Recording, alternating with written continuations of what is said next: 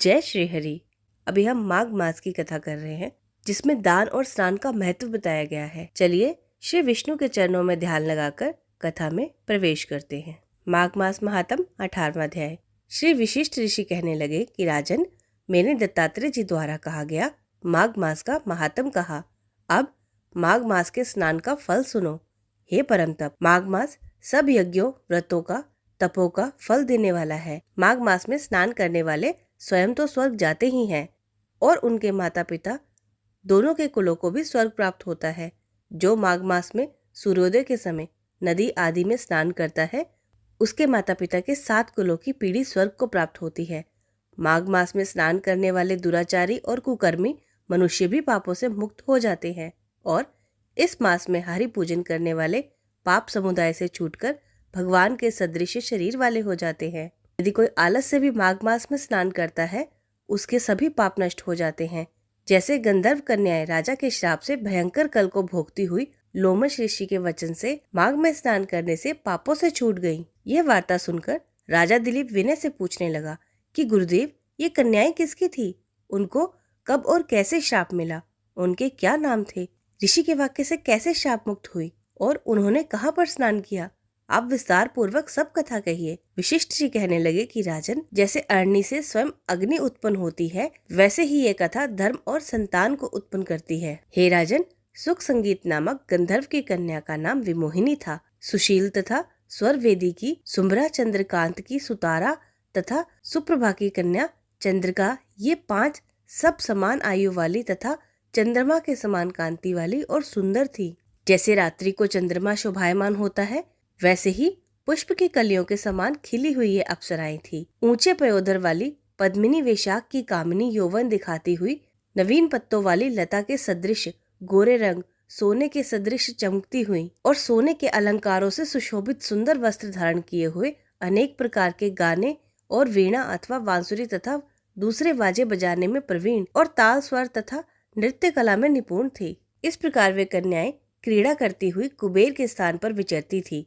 एक समय कौतुकवश माघ मास में एक वन से दूसरे वन में विचरती हुई मंदिर के पुष्प तोड़कर सरोवर पर गौरी पूजा के लिए गई। स्वच्छ जल के सरोवर में स्नान करके वस्त्र धारण कर मौन हो बालू मिट्टी की गौरी बनाकर चंदन कपूर, कुमकुम और सुंदर कमलों से उपचार सहित पूजन करके ये 5 कन्याएं ताल नृत्य करने लगी। फिर ऊंचे गंधार स्वर में सुंदर गीत गाने लगी। बोलो श्री शंकर भगवान की जय, गौरी माता की जय। जो कोई कथा यहाँ तक सुन रहा है, कमेंट में जय माँ गौरी लिख दें। अब कथा आगे करते हैं। जब ये कन्याएं नाचने और गाने में लीन थी, तो उस समय अच्छोद नामक उत्तम तीर्थ में वेद निधि नाम के मुनि के पुत्र अग्निप्रिशी स्नान को आए। वह युवा ऋषि सुंदर मुख, कमल सदृश नयन, विशाल छाती, सुंदर भुजाओं वाला, दूसरे कामदेव के समान था। शिखा सहित दंड के लिए मृग चर्म ओढ़े यज्ञोपवीत धारण किए हुए था। उसको देखकर 5 कन्याएं मुग्ध हो गई और उसका रूप यौवन देखकर कामदेव से पीड़ित हो देखो देखो ऐसा कहती हुई उस ब्राह्मण के चित्त में कामदेव का डर उत्पन्न करने लगी और आपस में विचार करने लगी कि यह कौन है। रति रहित होने से कामदेव नहीं और एक होने से अश्विनी कुमार नहीं।